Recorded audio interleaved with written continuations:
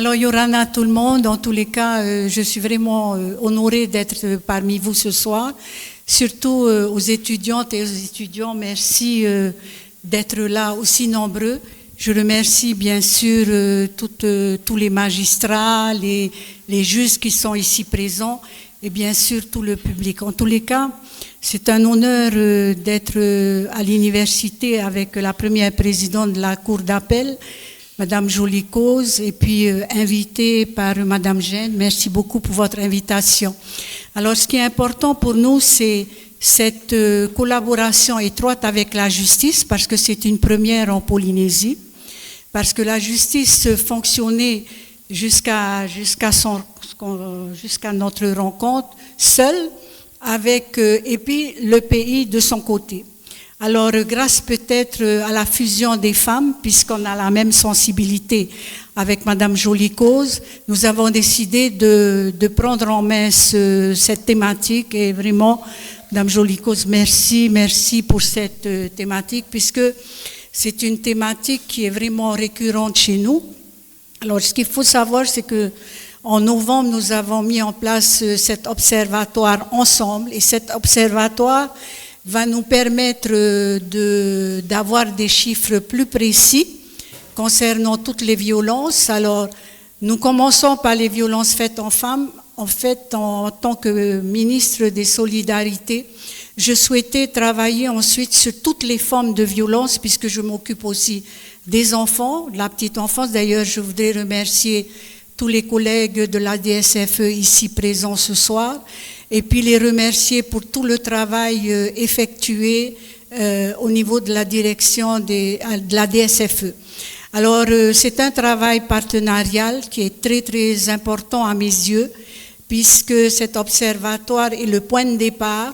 Ensuite, on aura un comité ensemble de réflexion sur l'année 2026, et surtout, nous ferons un point en fin d'année, justement concernant les chiffres que nous pouvon récupérer à gauche et à droite. Alors, ce que je retiens ce soir, en tous les cas, merci Madame Jolie-Cause, Benoît, on s'appelle par nos prénoms, mais on va se respecter.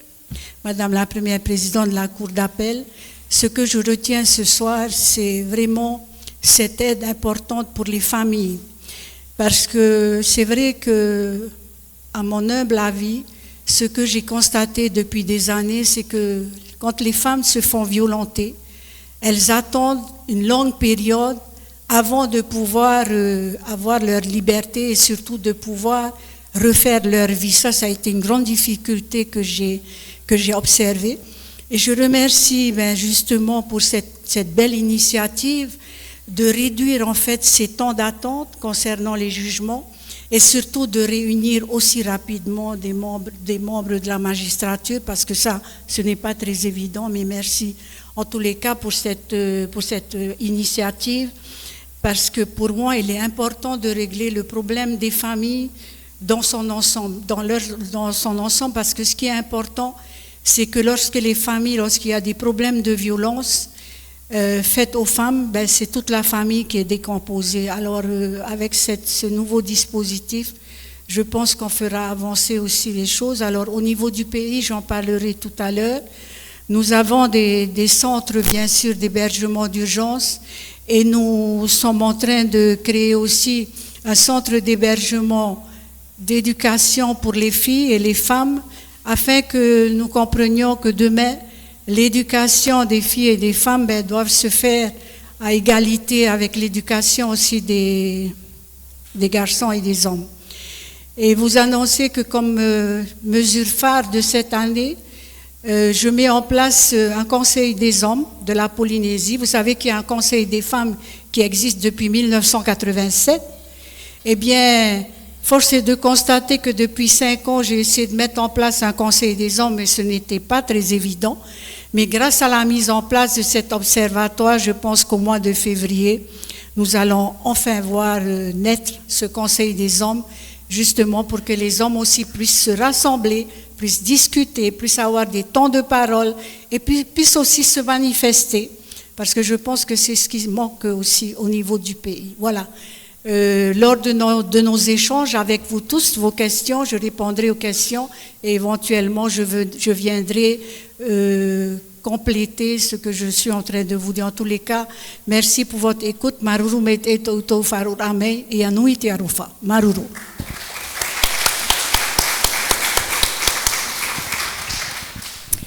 Alors pour compléter les propos de Madame la vice-présidente, je voudrais vous reparler un peu de ce document de l'Observatoire des violences faites aux femmes en Polynésie française. Pourquoi ? Parce que ce document, il est vraiment fondateur. C'est vraiment une pierre posée. Il s'est passé plein de choses avant, mais là, c'est un moment de notre histoire commune. Et ce moment, nous l'avons voulu ensemble, le gouvernement et la justice, pour objectiver la question des violences faites aux femmes en Polynésie française. Parce qu'il ne s'agit pas que de dire « c'est très grave, c'est très important, il faut s'en occuper ». Si on n'a pas de chiffres pour savoir de quoi on parle, on ne peut pas se fixer d'objectifs et avoir une vraie connaissance de la question des violences faites aux femmes en Polynésie française. Alors, comment on a pris les choses ? C'est tout simple. Pour avoir des chiffres robustes et incontestables, on a pris les jugements tels qu'ils sont rendus tous les jours en Polynésie française. Donc, 2 types de jugements. Les jugements en correctionnel. Ça nous amène donc à dire que tous les jours en Polynésie française, il y a plus d'1 Polynésienne par jour qui vient expliquer les violences dont elle est victime dans son foyer, puisque nous avons 496 femmes qui se sont présentées l'année dernière devant le tribunal correctionnel de Papeete. 496 femmes, donc c'est plus d'1 par jour. Alors évidemment, en plus on dit tout ça, vous enlevez les samedis, vous enlevez les dimanches, donc ça fait donc beaucoup de femmes qui, du lundi au vendredi, viennent expliquer aux juges les violences dont elles ont été victimes. Donc le chiffre est objectivé aujourd'hui, on sait qu'elles sont donc en correctionnel plus d'une 40aine par mois à venir nous décrire les violences dont elles ont été victimes, à la fois les décrire par les conséquences, c'est-à-dire les constats sur leur corps, des coups qui ont été portés, mais aussi venir décrire les circonstances. Dans quelles circonstances ces femmes sont frappées en Polynésie française ? Alors ce qui est intéressant, par exemple, c'est de constater que ces femmes, comme partout dans le monde d'ailleurs, expliquent qu'elles sont frappées chez elles, à leur domicile. C'est une des caractéristiques, vous le savez, des violences faites aux femmes. Ce ne sont pas des violences de la rue. Vous savez, en fait, on n'est pas violé dans la rue un soir par un inconnu. Hein. En fait, on est violé dans sa chambre par son beau-père. Donc, en fait, le risque pour les femmes, il n'est pas dans l'espace public. Il est dans l'espace privé. Les femmes, elles sont frappées chez elles, dans leur cuisine, dans leur chambre, dans leur salle à manger.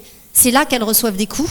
C'est là qu'elles sont parfois laissées pour mortes dans leur salle de bain. Donc ça, c'est important aussi de le conceptualiser, que finalement, le danger pour les femmes, il est dans cet espace qui est censé être un espace de sécurité. Donc il y a une sorte de dissonance cognitive là, pour les femmes. Elles rentrent chez elles, elles ferment la porte de leur foyer, elles pensent que c'est là qu'elles vont être en sécurité. Et en fait, c'est tout le contraire. C'est en rentrant chez soi qu'on est en danger. C'est vrai aussi pour les jeunes filles, qui, en rentrant chez elles, se trouveront confrontées à leurs violeurs, leurs frères, leurs cousins, leurs oncles, leur beau-père, alors même que finalement, dans l'espace public, elles ne seront pas en danger. Donc, vous voyez, c'est une inversion, en fait, des stéréotypes. On pense que c'est à l'extérieur qu'on est en danger, alors qu'en fait, c'est à l'intérieur. Ce qui est intéressant aussi dans ces chiffres de correctionnel que nous avons mis en disant, correctionnel, je ne sais pas si c'est très clair pour tout le monde, la correctionnelle, en fait, c'est le jugement des délits. C'est-à-dire les infractions de moyenne intensité. La petite intensité, c'est la contravention, et la très grosse intensité, c'est le crime. Donc là, je parle du jugement des délits, c'est-à-dire des affaires qui sont déjà très graves, bien sûr, et qui sont jugées, par exemple, en Polynésie, en comparution immédiate. Vous savez que la justice est publique. Donc vous avez le droit, vous, citoyennes et citoyens, de pousser les portes de votre tribunal et de venir voir vos juges qui jugent à l'audience les cas de Polynésie française en 2026. Je le dis toujours, nous jugeons sous vos yeux, sous votre regard. Vous, l'opinion publique, vous pouvez venir voir comment on juge. Madame Gindre a fait référence tout à l'heure à un film qui s'appelle donc « Je vais te tuer ». C'est le film de Karine Dufour. Vous savez, c'est la réalisatrice du triptyque sur Netflix qui concerne Bertrand Cantat. Sans doute vous l'avez vu, hein, ça a fait beaucoup de bruit au niveau mondial, hein, ce documentaire, où elle explique comment Bertrand Cantat va être un double meurtrier. Meurtrier d'abord de Marie Trintignant, qu'il va tuer à main nue, mais meurtrier aussi de Christina Radi, son épouse, qui va se suicider quelques années plus tard. On a maintenant un mot pour parler de ça, à l'époque on n'en avait pas. Ce mot, c'est suicide forcé. Le suicide forcé, ce sont ces femmes qui sont tellement mal, tellement malheureuses dans leur vie, tellement enfermées dans ce piège de la violence conjugale qu'elles ne savent pas comment faire pour en sortir, autrement qu'en se suicidant. Donc, Karine Dufour, elle est venue filmer des audiences, donc notamment les miennes, mais aussi celles d'une autre collègue, Ombline Mahuzier, au tribunal de Colmar. Et je vous invite à regarder ce film, c'est pas long, c'est 50 minutes, mais ça vous permet de voir comment la justice française, en votre nom, hein, moi tous les jours je juge en votre nom, au nom du peuple, je juge les hommes violents, et vous verrez comment s'instaure entre nous le dialogue à l'audience, ce que me disent les hommes. Alors je vous dis rapidement ce que me disent les hommes. Le discours des hommes à l'audience, et ça rentre en écho tout à fait avec ce que vient de dire Madame Galenon, qui parle avec tellement de sagesse de ce Conseil des hommes, parce que ça nous ramène à ce que les hommes se disent, et à ce que les hommes nous disent. Alors moi, je vais vous expliquer comment ça se passe à l'audience avec moi. Il y a 3 catégories de comportement des hommes devant moi. La première chose qu'ils me disent, c'est « Oh, mais vous savez, Madame la juge, c'est pas si grave, c'était juste une gifle. » Donc ça s'appelle la minimisation des faits. C'est la première chose qu'ils font, c'est minimiser. C'était pas si grave. Faut pas exagérer. En fait, elle a des bleus, mais c'est parce qu'elle marque très vite. Vous savez, ma femme, elle marque très vite. Bon. Donc, minimisation des faits. Ça, c'est la première façon de faire. Deuxième façon de faire, quasiment systématique, psychologisation de la victime. Vous savez, Madame la juge, elle est folle. C'est une menteuse. Elle est hystérique. Il ne faut pas la croire. C'est une manipulatrice. Donc ça s'adosse à tout le discours négatif sur les femmes. L'image négative des femmes, ce que j'appelle le sexisme ordinaire. Comment on fait pour toujours dire du mal des femmes, l'air de rien. Voilà. Mais quand même, tout au long du discours, c'est toujours dévaloriser les femmes. Donc ça, c'est le deuxième grand mécanisme, psychologisation des femmes. Et le troisième grand mécanisme, qui est vraiment très important et un peu peut-être désespérant, c'est l'inversion de la culpabilité. Madame la juge, vous savez, elle l'a bien cherché. Si je lui ai tapé dessus, c'est parce que franchement, elle est insupportable. Je n'en peux plus d'elle. Tout son comportement ne me convient pas. Elle élève mal les enfants, elle fait mal la cuisine, elle a tous les défauts du monde. Mais pourtant, c'est ma femme, alors je la garde. Mais quand même, elle se comporte pas bien, alors je lui tape dessus. Vous voyez ? Inversion de la culpabilité. Donc avec ces 3 grands mécanismes, vous avez à peu près tout ce que me disent les hommes depuis 30 ans en correctionnel. Alors qu'est-ce qu'on peut en conclure ? On peut en conclure que les hommes n'ont pas beaucoup élaboré le discours sur les violences faites aux femmes. Pendant que les femmes, depuis 20 ans, élaborent des concepts, des idées, des stratégies, des analyses sociétales, mondiales, les hommes, eux, me disent « c'est pas de ma faute, Madame la juge ». Donc vous voyez, on n'a pas beaucoup progressé sur le comportement des hommes et l'analyse par les hommes, des violences faites aux femmes. Parce que nous ne l'avons pas dit depuis que nous sommes réunis ce soir, mais ce phénomène des violences intrafamiliales, c'est un phénomène de violence des hommes sur les femmes. Ça ne veut pas dire qu'il n'y a jamais d'hommes tués ou jamais d'hommes frappés, mais c'est une infime minorité. Et le monde entier a documenté ça dans de multiples rapports. Vous verrez dans le rapport à vif, je consacre toute une page à expliquer quelle est toute la documentation internationale depuis des années qui nous dit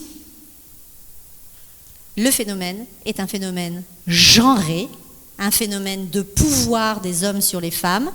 C'est une analyse du patriarcat sur lequel nous devons nous adosser, sinon nous n'avancerons jamais. Ce ne sont pas des cas individuels, ce ne sont pas des coups de folie. Les hommes me disent souvent, mais j'étais hors de moi. Je suis devenu fou ce jour-là, madame. Je ne suis pas comme ça d'habitude, je suis doux comme un agneau d'habitude. Mais là, vraiment, j'étais fou.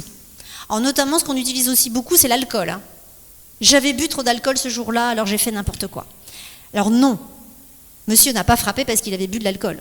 Avoir bu de l'alcool l'a désinhibé, lui a permis de faire plus, d'être plus violent. Mais le mécanisme initial qui lui permet de penser qu'il a le droit de frapper sa femme, ça c'est le patriarcat. Donc il ne faut pas confondre les moyens et le fond de la situation. Le fond de la situation, c'est un rapport de domination entre les hommes et les femmes. Donc voilà ce qui se passe en correctionnel, tel qu'on vous l'a expliqué dans ce document. Vous verrez, vous y trouverez beaucoup de chiffres très intéressants, des chiffres polynésiens. Hein. C'est pas ce qui se passe loin de chez moi, c'est ce qui se passe ici dans nos îles, ici tout près de chez nous, ici dans la société polynésienne. Ça nous permet de ne pas reculer le problème en disant mais non, mais finalement ça ne nous concerne pas. Si, ça nous concerne, en Polynésie comme ailleurs. Ensuite, nous avons étudié les décisions criminelles, les décisions les plus graves, les faits les plus importants, ce qu'on appelle les crimes. Donc dans les crimes, dans les violences intrafamiliales, c'est essentiellement le meurtre, l'assassinat et, beaucoup en Polynésie, beaucoup trop à mon avis, coups et blessures volontaires ayant entraîné la mort sans intention de la donner. Je suis un peu étonnée de voir qu'il y a autant de qualifications sans intention, mais bon, ça nous permet d'en reparler au sein de la magistrature en Polynésie. Mais voilà à peu près les infractions qui sont jugées dans les cours d'assises. Et ça nous permet aujourd'hui, et ça c'est une des grandes victoires que nous avons avec Madame Galenon aujourd'hui, c'est de pouvoir annoncer un chiffre de féminicide. Il y a un an, nous n'étions pas capables de dire combien il y avait de féminicides en Polynésie française. Voilà, on était muets, parce qu'on ne pouvait pas en parler, on ne savait pas. Ce qui quand même nous mettait dans une sorte d'incapacité à la conversation. Quand on n'est pas capable de dire de combien de chiffres on parle, on ne sait pas trop. Alors, il y aura toujours les gens pour vous dire non mais il n'y en a pas. En fait, ça n'existe pas. Ou d'autres pour vous dire, oh là là, c'est terrible. Mais enfin, rien n'est vrai, finalement. Alors, on a maintenant établi des vérités. Alors, la vérité, c'est qu'en 7 ans en Polynésie, il y a eu 10 femmes tuées. 10 féminicides en Polynésie en 7 ans. 7 ans, pourquoi 7 ans? C'est parce que j'ai eu 7 ans de cours d'assises que je pouvais analyser. Et donc, cela veut dire qu'il y a plus d'une femme par an tuée en Polynésie française.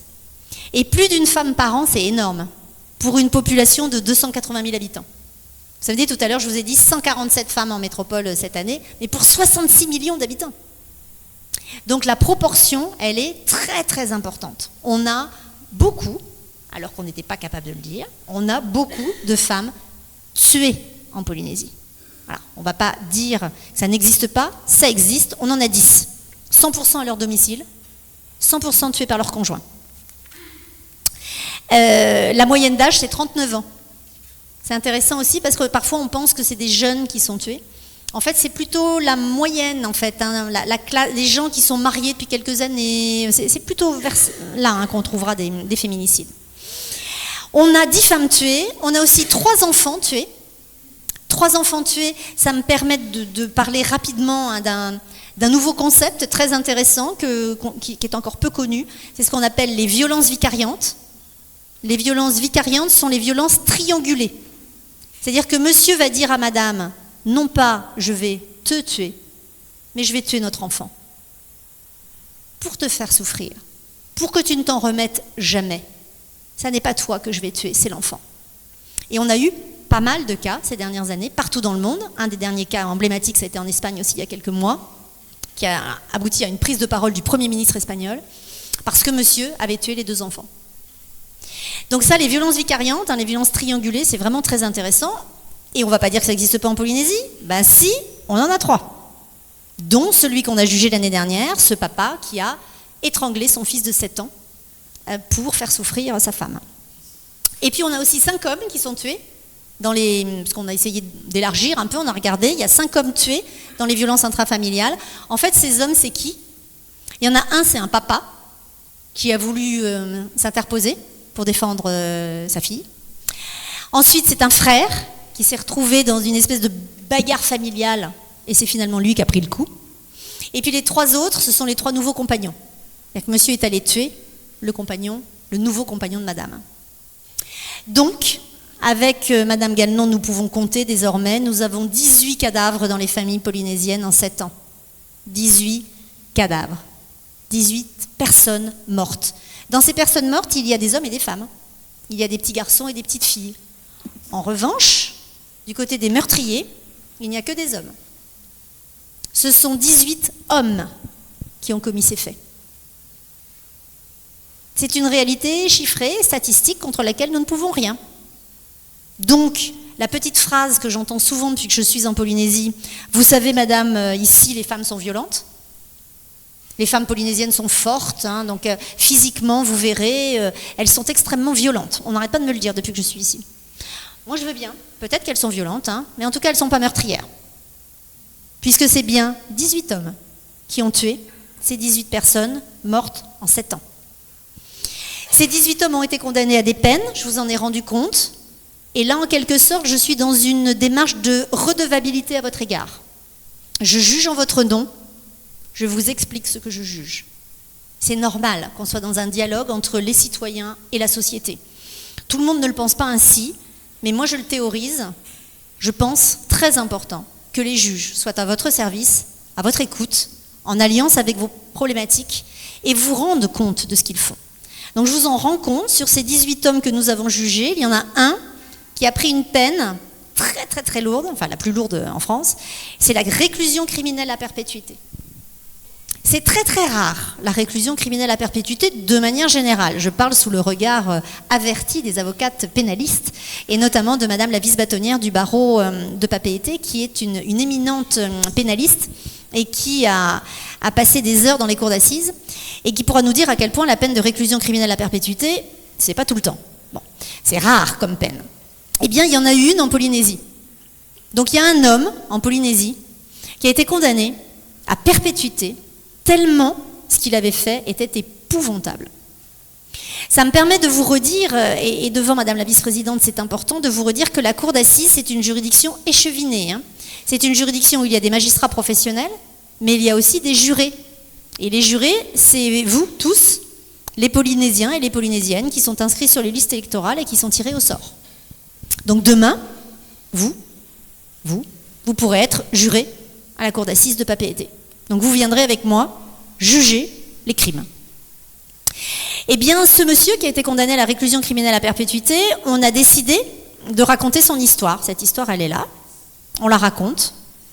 En fait, il a tué sa femme, avec laquelle il était marié depuis longtemps, avec laquelle il avait des enfants. Il l'a tuée pendant des heures et des heures et des heures. Il l'a violentée sur un bateau d'abord, ensuite sur une plage, ensuite il l'a amenée dans le jardin, ensuite il lui a pris les cheveux, il a tapé sa tête contre les murs. Elle est morte d'hématomes multiples et il l'a laissée finalement dans une brouette. Et elle est morte là dans la nuit pendant que monsieur était allé se coucher.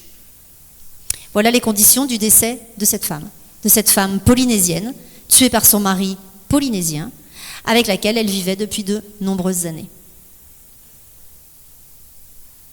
Donc on a un problème quand les maris tuent leurs épouses.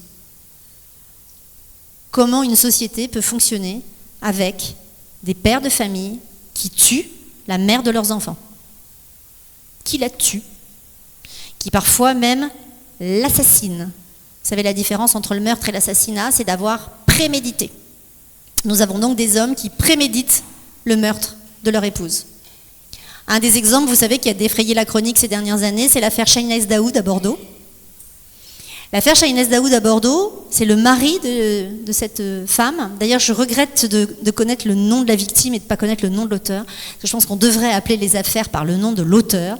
Ce monsieur, il a considéré qu'il pouvait se permettre d'aller chercher sa femme à son domicile, de la faire sortir pour la mettre dans l'espace public, de lui tirer une balle dans chaque jambe pour qu'elle s'effondre par terre et qu'il déverse sur elle 7 litres d'essence qu'il était allé acheter la semaine d'avant et de la brûler vive dans les rues de Mérignac. Voilà ce que ce monsieur a fait à la mère de ses enfants, avec laquelle il était marié depuis plusieurs années. C'est un assassinat avec acte de torture et de barbarie. Voilà. Et ça se passe dans une rue de nos villes, dans des pays occidentaux, urbanisés, civilisés. Voilà comment on tue les femmes. Donc il faut quand même en avoir conscience parce que c'est juste la vérité. Voilà, je ne vous raconte pas des horreurs, je vous raconte la vérité. La vérité qu'il y a dans mes dossiers tous les jours. Et cette vérité, en fait, elle est objectivée par les certificats médicaux des médecins légistes de Papeete. Vous verrez, je vous explique comment les médecins légistes nous décrivent les corps des victimes, les cadavres des femmes. Et il faut savoir que les cadavres des femmes sont particulièrement abîmés, mutilés, anéantis, notamment dans leur capacité de séduction. Donc les cadavres des femmes sont très très abîmés au niveau du visage. Il y a des coups fréquents au visage, il y a beaucoup d'attaques sur les yeux, sur les cheveux, sur tout ce qui est de l'ordre de la séduction et du rapport social. Il ne s'agit pas donc simplement de tuer, il s'agit d'anéantir toute capacité à s'inscrire dans une relation sociale, autre que celle que monsieur veut, exclusive avec madame. C'est donc comme ça que les femmes sont violentées, en Polynésie comme ailleurs. C'est ainsi qu'elles sont tuées en Polynésie comme ailleurs. Parce que partout dans le monde, les hommes tuent les femmes, et en Polynésie aussi. Voilà, je vous remercie pour les propos généraux qu'on pouvait tenir ce soir. Et puis si vous avez des questions, bien sûr, on est à votre disposition.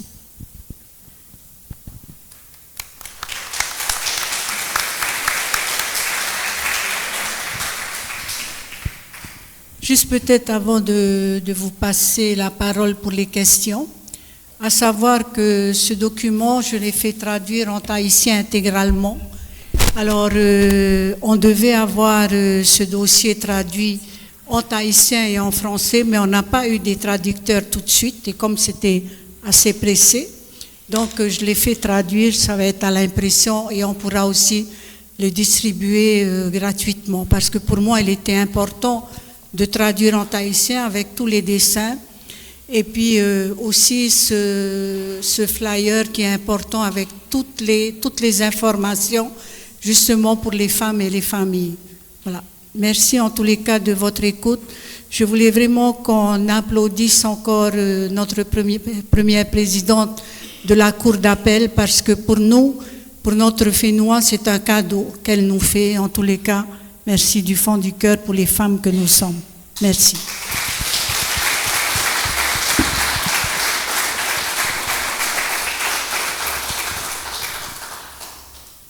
Alors, merci beaucoup, mesdames, pour vos interventions et pour toutes les informations qui, je l'espère, ont bien été prises en note par mes étudiants.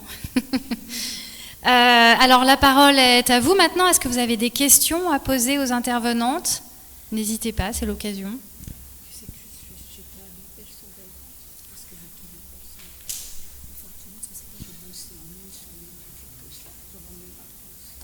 Levez la main pour ceux qui ont des questions, parce que je risque de ne pas vous voir. Dites-nous ce que vous pensez de tout ça, on est là pour Merci.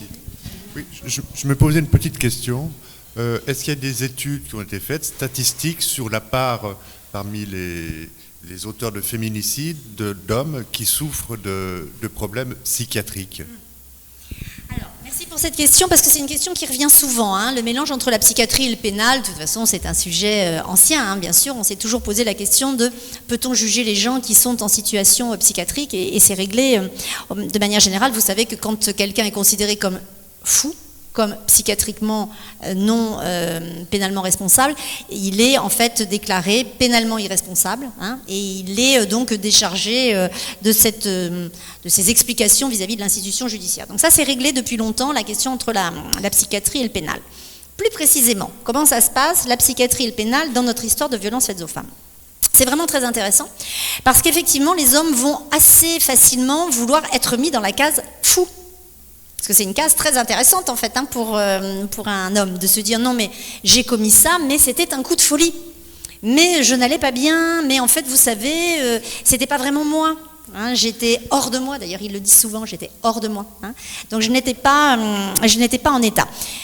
Pour répondre très précisément, si vraiment il était fou, le psychiatre va nous le dire et on ne le jugera pas. En revanche, que lui l'utilise comme étant un élément qui peut être au soutien de sa défense, ils le font assez souvent. Nous, les juges, on ne retient pas ça. Si le psychiatre a dit qu'il n'était pas fou, il n'y a pas de raison que nous, on le décrète, parce que ce n'est pas notre métier. En revanche, effectivement, ce sera toujours intéressant d'entendre un homme dire en fait, je n'étais pas bien à ce moment-là, et on écoutera ses explications. La folie est aussi assez souvent utilisée sous des termes, vous voyez, comme par exemple, oui, mais lui, vous savez, c'est un pervers narcissique. PN, hein, les gens aiment beaucoup ça, hein, PN, on en a fait des raps, hein. Pervers narcissique. Alors moi je pense que c'est très dangereux de commencer à raisonner comme ça, parce qu'en fait ça arrange tout le monde de dire « Ah ben oui, c'est un pervers ». Voilà, c'est bien, ça fait une catégorie, la catégorie des pervers. Mais en réalité, c'est pas ça la vraie vie. C'est pas, les hommes ne sont pas tous pervers. Les hommes sont élevés, comme les femmes, dans un grand système de domination des hommes sur les femmes et un grand système de minimisation des femmes, dévalorisation des femmes, critique des femmes. Ça, c'est clair, toute la société fonctionne ainsi. Je pourrais vous parler longuement de comment les femmes sont empêchées de prendre des responsabilités et comment on fait pour atteindre des postes de responsabilité comme ceux que nous avons toutes les deux aujourd'hui, mais ce que nous avons dû endurer sur le parcours de sexisme ordinaire, de critique, de dévalorisation de nos propos, de petits sourires quand nous avions décidé de mettre un sujet sur la table. Et tout ce sexisme ordinaire, ce que j'appelle le petit vent contraire. Vous voyez ?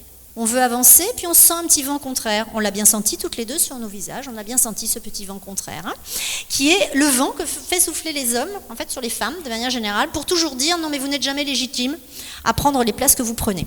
Et donc moi je prétends aujourd'hui que je suis extrêmement légitime à être la première présidente de la Cour d'appel de Papeete et à prendre des décisions pour cette communauté au sein de cette Cour d'appel et de dire à tout le monde c'est vers ça qu'on va aller et c'est comme ça qu'on va travailler. Parce que c'est bien pour ça qu'il faut des femmes en responsabilité pour faire avancer les sujets. Et donc je pense, de là où je suis désormais, après tant d'années, que vraiment la question de la folie, de la psychiatrie, est une impasse intellectuelle dans la question des violences faites aux femmes.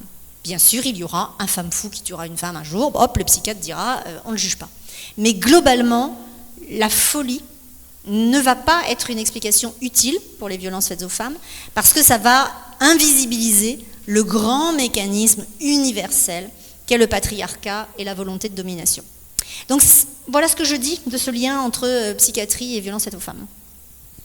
Merci. Effectivement, c'est une question très intéressante. Et mercredi, en visioconférence, nous aurons Aurélia Malogne, psychologue clinicienne, qui nous brossera un tableau, un panorama des profils d'auteurs qu'elle a pu croiser et qu'elle a pu étudier. Est-ce qu'il y a d'autres réactions ou questions ? N'hésitez pas. Hein.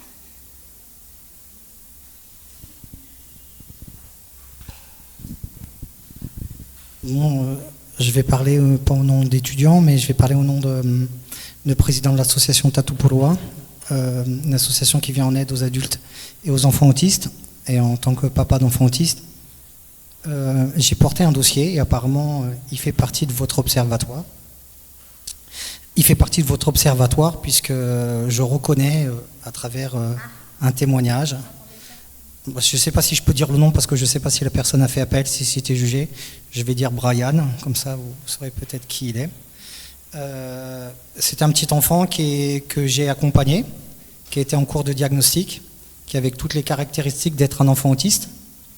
Et je trouve qu'un enfant de 5 ans, pas 7 ans, puisque je l'ai rencontré, et qui est en cours de diagnostic, souvent il y a la violence faite aux femmes, mais souvent je trouve que dans votre institution, l'autisme n'est pas, que ce soit femme ou enfant, hein, n'est pas assez diagnostiqué. Nous sommes 1 million en France d'être en cours de diagnostic, 16% de la population. Et comme je vous disais, lorsque vous m'avez fait signer l'acte, souvent les parents sont violents entre eux ou ne comprennent pas, puisqu'on n'a pas d'explication, on n'a pas de diagnostic. Et souvent sur l'hyperactivité, sur la violence de l'enfant sur lui-même, ou sur le couple en tant que parent, sur la parentalité, et ben, c'est les parents qui prennent eux-mêmes des antidépresseurs pour pouvoir accompagner leur enfant qui n'ont pas de structure. Donc j'en profite pour faciliter l'ouverture de l'UEMA, l'UEA à Paya. Mais nous sommes très en retard. Il n'y a pas de centre de ressources autisme. Nous sommes le dernier territoire de France à ne pas avoir de CRA. Et lorsque vous jugez, est-ce que vous vous posez la question, est-ce que la personne a des troubles psychiatriques? Mais parfois, est-ce qu'elle a des troubles de l'autisme? J'étais très choqué que que cet enfant, parce que sur ce parricide, soit occulté l'autisme, puisque c'était une victime de notre cause. Voilà. Oui, merci monsieur pour cette intervention. C'est vrai que la question très précise, parce que vous êtes un spécialiste d'un sujet très précis, et c'est important d'avoir des gens qui connaissent bien les sujets et qui nous aident à y réfléchir. En fait, nous, tout ça, on va l'appréhender, nous magistrats, par l'intermédiaire de l'expertise. C'est l'expert qui va nous dire tout ça. Moi, je ne suis pas experte de l'autisme, je ne suis pas une experte psychiatre, ni psychologue. Et d'ailleurs, moi, je ne veux pas être psychologue, parce que je ne suis pas psychologue, je ne suis pas assistante sociale, je suis juge. Donc ce qu'il faut, c'est qu'on me donne des éléments, qu'on m'apporte des éléments. Donc un psychiatre, par exemple, qui m'écrira et qui me donnera des éléments. Une psychologue, enfin, n'importe qui pourra me donner des éléments, soit sur l'auteur, soit sur la victime, ce sera intéressant pour moi. Donc ça passe par le biais des expertises. Et donc là, il faut que les experts soient bien formés. Il faut que les experts soient bien capables de me dire, en fait, c'est tel objet dont souffre tel individu. Et notamment, être capable de me diagnostiquer l'autisme. Ben oui, mais encore faut-il que quelqu'un me le dise, qu'on soit capable de bien me l'exprimer et que donc je puisse le prendre en compte en tant que magistrat. Vous savez, les magistrats, en fait, ils sont beaucoup aidés par toute une série de gens autour d'eux, ça s'appelle les experts.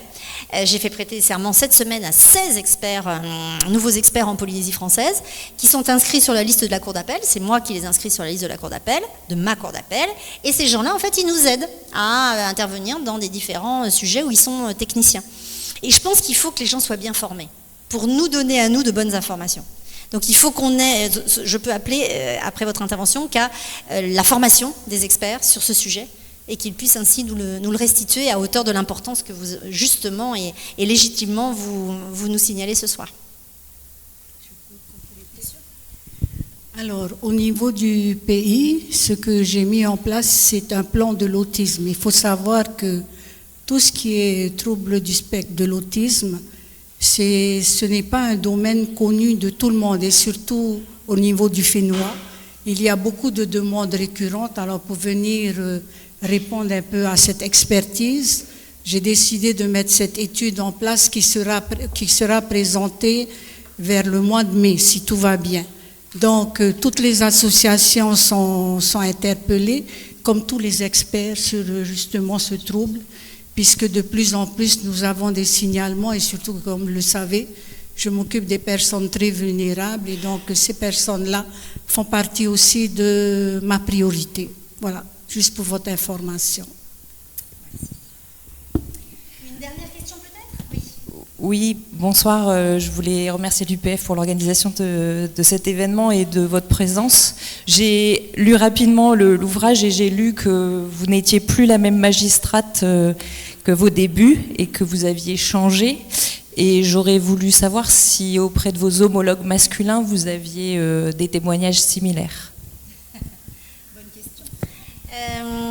Alors, effectivement, vous verrez en lisant le livre, je vous explique avec humilité à quel point j'ai changé comme magistrate.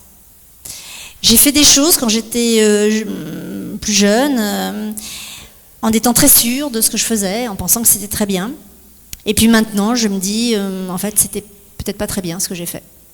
Voilà.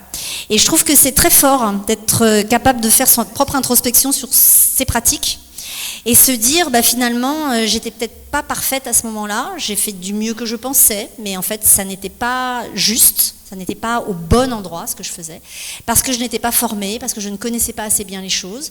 Mais, et je le dis avec fierté, j'ai changé. J'ai changé. Je ne fais plus les choses comme avant, parce que j'ai appris, j'ai lu, j'ai transformé mes connaissances sociales, psychosociales, en réalité pénale dans mon tribunal et dans mon activité. Donc oui, j'ai changé, je pense qu'on change tous dans nos métiers. Heureusement qu'au fil des années, on ne fait pas tous toujours la même chose, on apprend, on se bonifie, je l'espère. Et donc moi, c'est mon parcours. Mon parcours à moi, c'est un parcours d'une juge qui a changé. Alors, est-ce que c'est vrai pour tous les juges de France ? La réponse est non, puisque je le dis dans le rapport à vif, c'est le début de mon diagnostic, c'est de dire la France n'a pas fait sa révolution du genre, la magistrature non plus.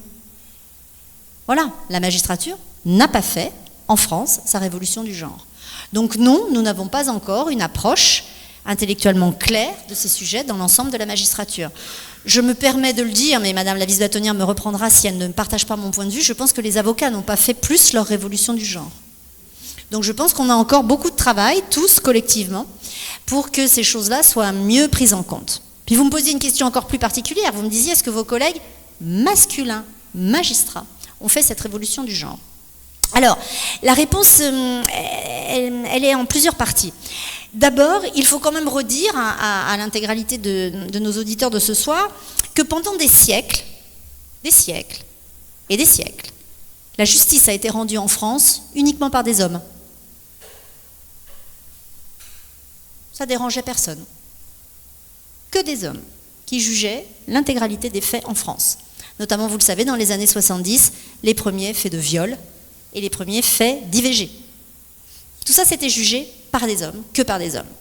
Je ne sais pas si vous avez une idée de à partir de quand les femmes ont pu devenir juges. Vous diriez quelle date? Comme ça, vous pensez à quelle date? Pas ceux qui savent, hein, bien sûr, hein, mais ceux qui ne savent pas. Est-ce que vous avez une idée? Années 80? Années 70? Bon, les femmes ont pu devenir juges en France à la faveur de la loi du 11 avril 1946. 1946. C'est extrêmement tard. C'est 50 ans après les avocates. La première avocate en France, c'est 1900. Nous, c'est 1946, la première femme juge. Et encore, si vous lisiez les débats parlementaires de l'époque, qui expliquent pendant des pages et des pages à quel point il serait tellement grave pour notre société d'avoir des femmes juges, notamment sur la base d'arguments essentialistes qui vont jusqu'à dire que les femmes seront de mauvaises juges une fois par mois. Vous voyez à quoi ça fait référence? Voilà. C'est quand même gravissime de penser qu'encore, il y a à peine 80 ans, on était capable de dire dans les enceintes de la République française que les femmes ne pourraient pas être juges parce qu'elles avaient leurs règles une fois par mois. Et que vous le savez bien, les femmes qui ont leurs règles, hein, elles sont quand même pénibles. Hein. On ne sait jamais trop ce qu'elles vont faire. Hein. Elles sont tellement instables, tellement on ne pourra pas savoir ce qu'elles vont faire. Vous savez comment elles sont. Et là, on retombe dans la caricature de la folie, de la femme hystérique. Voilà. Donc tout ça, ça va très bien ensemble. Hein. Et ça a permis pendant des siècles d'empêcher les femmes d'entrer dans la magistrature. Donc vous voyez, aujourd'hui, ça ne fait que 80 ans qu'il y a des femmes dans la magistrature. Alors en revanche, il y a eu un phénomène après très très fort qui s'est mis en place, et donc les femmes sont entrées massivement dans la magistrature. Pas tout de suite, pas dans les années 50, mais plutôt à partir des années 80. À la faveur d'un grand mécanisme bien connu dans l'ensemble de la fonction publique, le concours. Dès lors qu'il y a un concours, les femmes réussissent le concours. Ce qu'elles ne réussissent pas, c'est la cooptation, à cause du petit vent contraire. Quand il s'agit de se coopter, les hommes se cooptent entre eux, ils ne prennent jamais de femmes. Quand il y a un concours, c'est plus embêtant, ça objective, alors là, du coup, les femmes réussissent. Conclusion, les femmes sont devenues magistrates, à tel point qu'aujourd'hui, c'est peut-être l'image que vous en avez d'ailleurs, hein, la magistrature est aujourd'hui extrêmement féminisée. Pour vous donner un ordre d'idée, c'est aujourd'hui 72% des juges en France qui sont des femmes. Vous voyez, on est passé de 0 à 70% en 80 ans. Donc c'est quand même un phénomène massif qui s'est mis en place dans l'autre sens. Je pourrais vous en parler pendant des heures, je fais des conférences là-dessus, je trouve ça passionnant. Mais ce n'est pas le sujet de ce soir. Donc maintenant, on a 72% de femmes dans la magistrature. Donc on a des femmes qui ont pris à peu près tous les postes dans la magistrature, sauf les postes de responsabilité. Pourquoi? Parce que ce n'est pas par concours, c'est par cooptation. Donc à nouveau, quand on coopte, eh bien c'est à nouveau des hommes qui deviennent chefs, qui deviennent présidents, qui deviennent premiers présidents.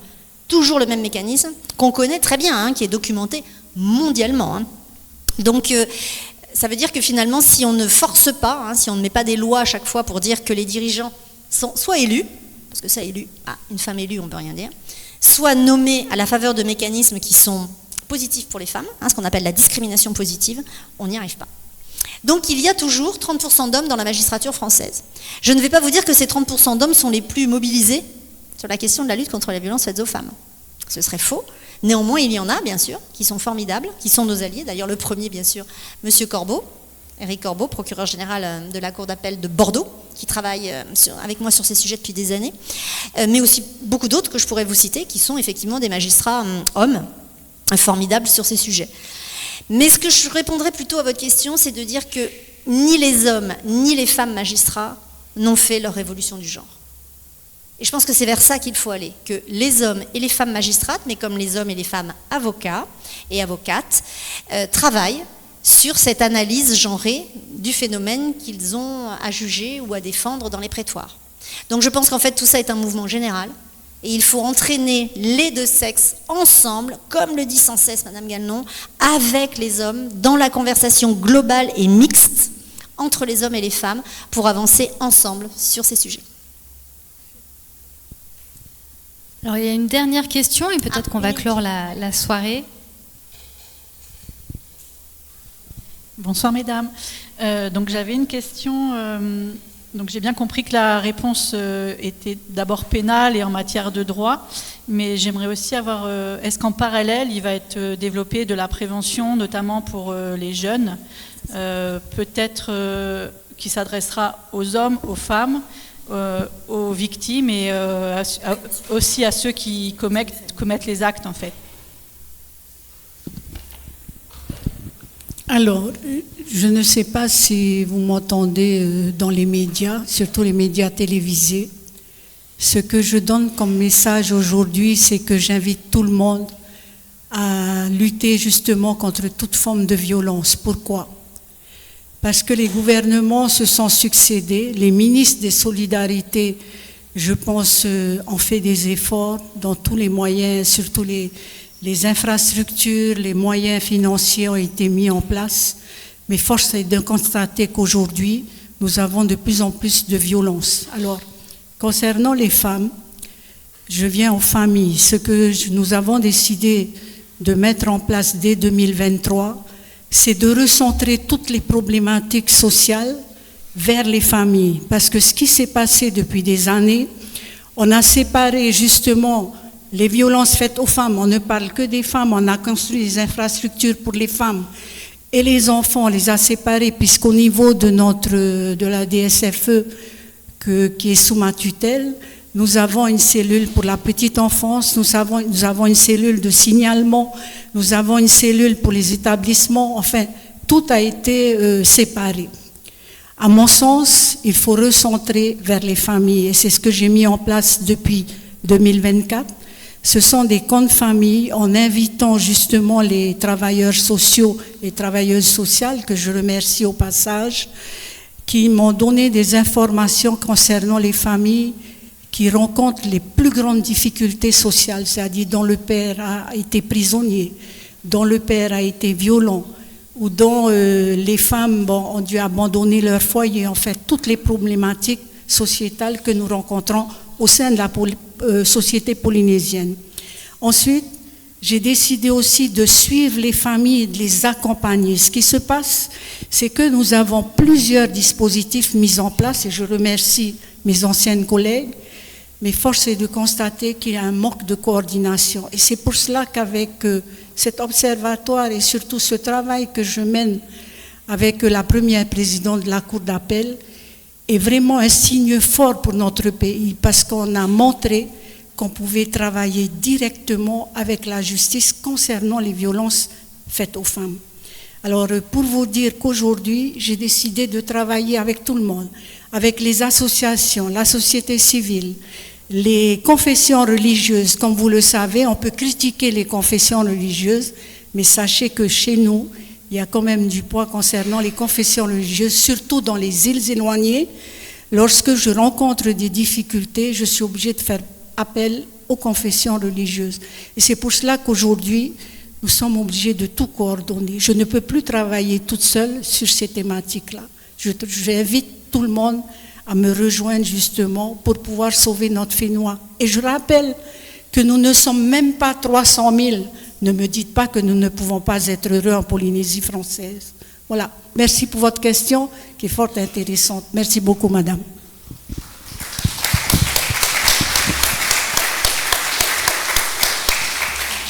Bien, ce qu'on peut retenir finalement de ce qu'on a entendu ce soir, de ces interventions fort intéressantes, c'est le côté global de ce phénomène.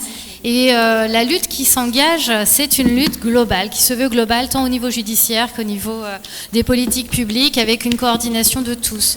Alors demain, justement, on s'intéressera à l'aspect plus technique des violences intrafamiliales, ce que dit le droit pénal, quelles sont les infractions. Est-ce que justement le code pénal s'est saisi de cette globalité ou est-ce qu'on est encore sur des infractions morcelées?